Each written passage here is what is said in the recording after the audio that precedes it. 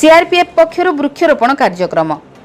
कलाहांडी जिला लांजीगढ़ ब्लॉक एक आदिवासी अधुषित अंचल होता बेले उक्त अंचल में आदिवासी माने जंगल काटी पोड़ू चाष कर परिवार प्रतिपोषण कर अंचल में जंगल सृष्टि होगा बदल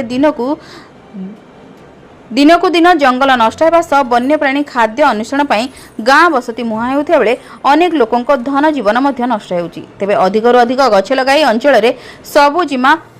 वृद्धि करने सह लोकों मध्य परिवेश प्रति सचेतनता सृष्टि करने उद्देश्य ई4 बाटालियन पुलिस बाहिनी पक्षर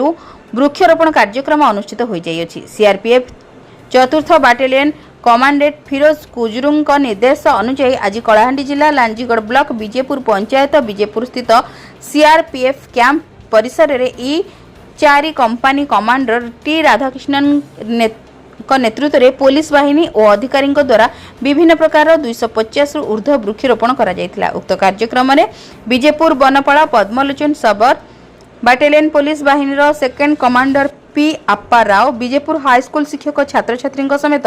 समस्त जवान माने अंशग्रहण करी वृक्षरोपण सहित परिवेश सुरक्षा प्रति सेमानंकर दायित्व प्रदर्शन करथिले। अधिकरू अधिक गछ लगाई अंचल में सबुजिमा वृद्धि करबा एवं लोकों मध्य परिवेश प्रति सचेतनता सृष्टि करबा एही कार्यक्रमर मुख्य उद्देश्य बोली ई4 company battalion commandant T Radhakrishna मत प्रकाश करथिया बेले बाटालियन पुलिस बाहिनी समस्त जवान सहयोग करथिले। कलाहांडी जिला लांजीगढ़ मनोज दोरा रिपोर्ट जन अधिकार लाइव।